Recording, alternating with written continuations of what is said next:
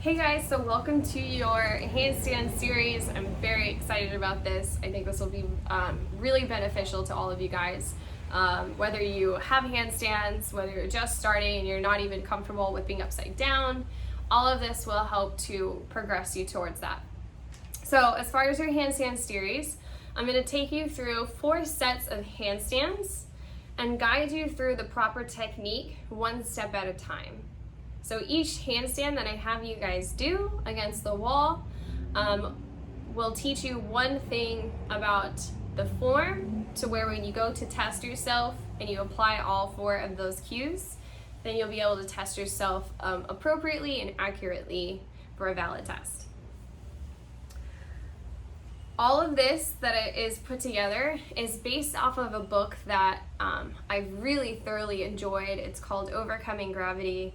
If you're interested in nerding out a little bit about movement, about gymnastics, I highly encourage you to read that book. So let's start with your handstands. Make sure you guys have a clear space set up around you, that you don't have anything that you're gonna fall onto, and that if you do have somebody who's with you, that you kind of have them there just as a guide if you're new to handstands and want a little bit extra help with making sure you don't fall off the wall. The second, or the last thing to make sure, is that your wall space is a nice concrete space if you have access to that. If you're using drywall, do it without shoes on, just in case you don't want to obviously put any feet into the wall. All right, let's start with those handstands. If you're somebody who is a little bit nervous to go upside down, but still want to develop the idea of the steps in order to take a handstand, a good way that you can do this is facing down towards the floor and going through each of the activating steps that I've talked about. So with the arms straight out in front, head right between those shoulders, you're going to keep the hands shoulder distance apart and reach.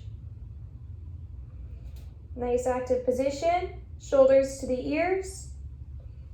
Then you're gonna hollow, squeeze the butt, and then tap the toes onto the floor.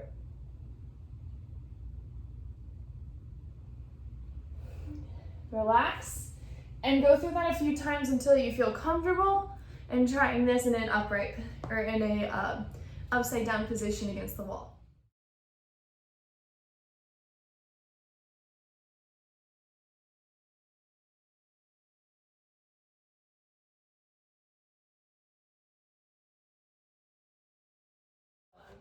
Okay, so I want you guys to come up into your handstand, facing the wall.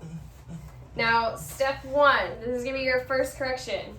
I want you to lock your elbows out, so keep them straight. Now you're going to adjust your hands so that they're shoulder distance apart. If you need to come back out of this in order to do that, that's fine.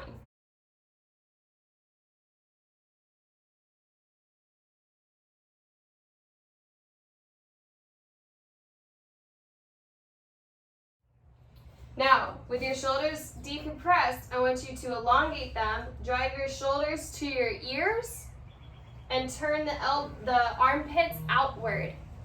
So you have nice, active, elevated shoulders, armpits out, elbows are locked out, and your hands are shoulder distance apart. Okay. So coming up into your third handstand, you're going to make sure that your hands are shoulder distance apart, so the shoulders are elongated and your arms are locked out. And the next step is he's going to pull belly button to his spine, so he's creating this posterior tilt. And then he's going to squeeze his butt cheeks. Nice and tight. Alright, so for your last handstand, you're setting yourself up to where your shoulders are, or your hands are shoulder distance apart. You're nice and long through the arms, right? Your core is engaged and you're tucking under, and you're squeezing your glutes. Now the next thing he's going to do is, see how his knees are bent? He's going to lock out his knees, and then he's going to point his toes up towards the ceiling so only the tops of the feet are touching the wall. So he's keeping everything nice and locked out. If it helps you to squeeze the legs together, you can. However, it's not fully necessary as long as the legs are completely locked out and the toes are pointed. Okay, so now that we've gone through all of the technique of a proper handstand, we want to start to apply it now to our test. So your test is to do walk as close to the wall as possible that you feel comfortable. If you're not able to reach the wall, as you saw Jake in the video, then you're just going to start with level 1, and that's perfect. And start with there and make sure that you note how far away from the wall you were, where your hands were.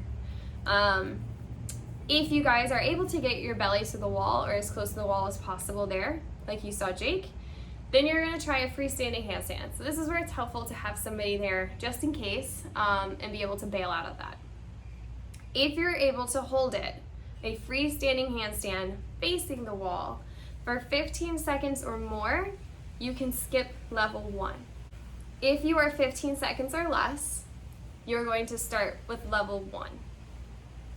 So find your way up the wall, have a safety partner if you need it, and go ahead, set your clock, test it out.